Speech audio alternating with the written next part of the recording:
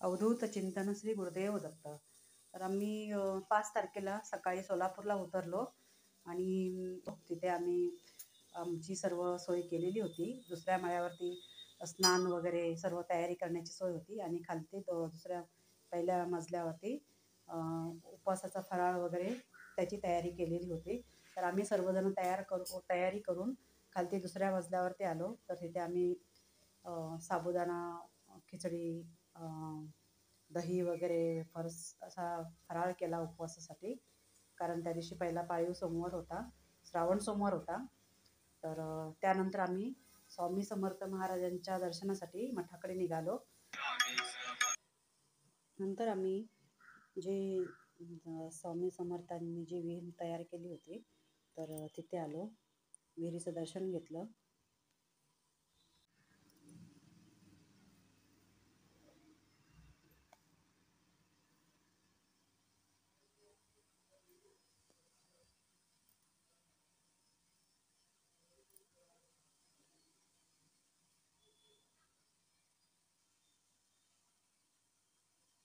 स्वामीने याच्यामध्ये लघुशंका केलं, पाणी आलेलं. कुशावर्त तीर्थ नाव आहे तसं. ते पूर्वी मोटार गाडी नसायचे, स्वामी मेण्यात बसून जायचे.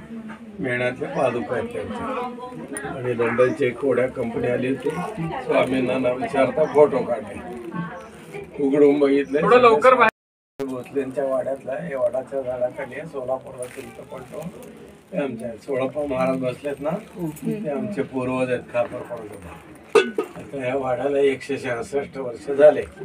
देवळात महाराजांची मूळ समाधी गेला होता ना. आता आजपासून श्रावण मास चालू झालाय. 1 महिना स्वामींना अभिषेक आहे. तुम्हाला अभिषेक वगैरे जर करायची इच्छा असेल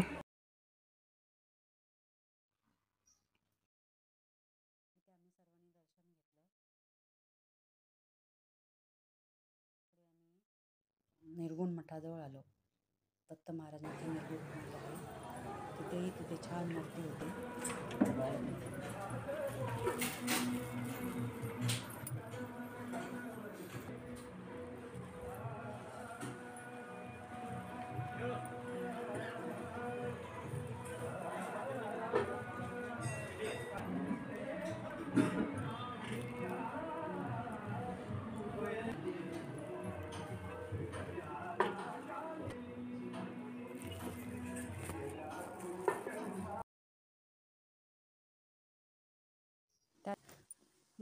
त्यानंतर आम्ही स्वामी समर्थ मठामध्ये आलो, अक्कलकोट इथे. तर तिथे आमचं आता दर्शन होईल. तिथे जास्त वेळ थांबू देत नाही, फोटोही काढून देत नाही. त्यामुळे आम्ही पटकन दर्शन केलं आणि बाहेर निघालो. तर तिथे पादुकांचं दर्शन आणि तिथे दानपेटी होती, तर तिथे पादुका दर्शन झालं. त्यानंतर जिथे वटवृक्ष आहे, जिथे स्वामी बसलेले असायचे, तर ते वटवृक्षाचं दर्शन घेतलं. वटवृक्ष त्यानंतर तिथे स्वामी समर्थांचा मोठी फोटो प्रतिमा आहे, तर तिथे सर्वजण फोटो काढत होते.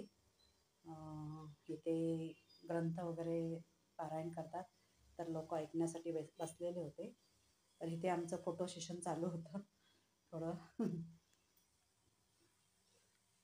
सर्वजण फोटो काढताय.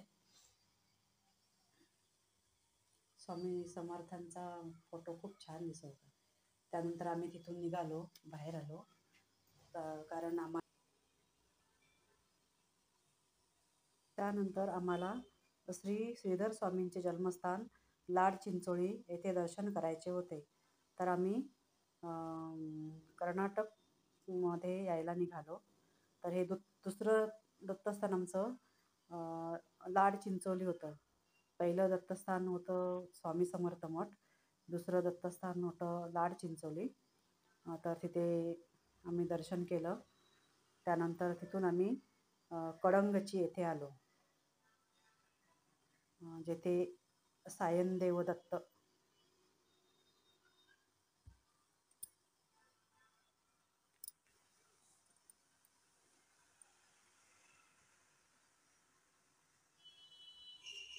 सायन देवदत्त इथे आलो. जिथे गुरुचरित्र लिहिलं गेलं, कडंगची सायन देवदत्त मंदिर कडंगची. तर तिथे आम्ही दर्शन वगैरे केलं. इथे वरच्या बाजूला अशा प्रकारे सर्व आहे.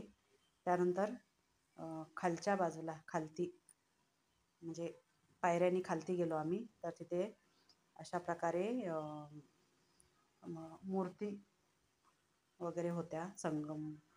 संगमरवरीच्या मूर्ती वगैरे होत्या सर्व देवांच्या. श्री गुरुदत्त, श्रीपाद श्रीवल्लभ.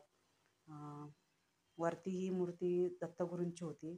ती पूर्ण काळ्या दगडामध्ये कोरलेली होती आणि खूप रेखीव मूर्ती होती.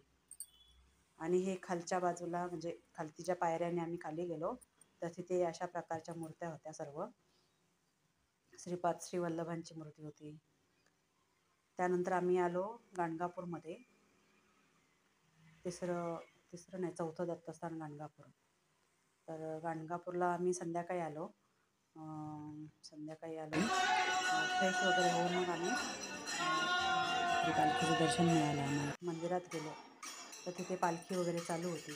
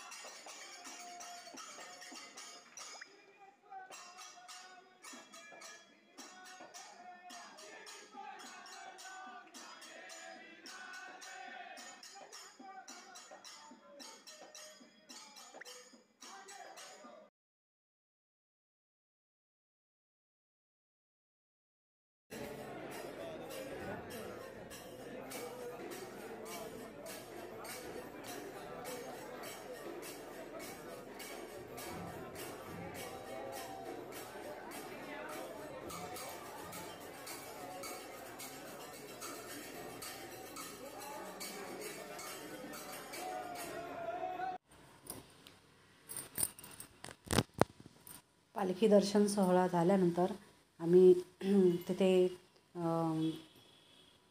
जेवण वगैरे केलं आणि मग रात्री तिकडेच मुक्काम केला.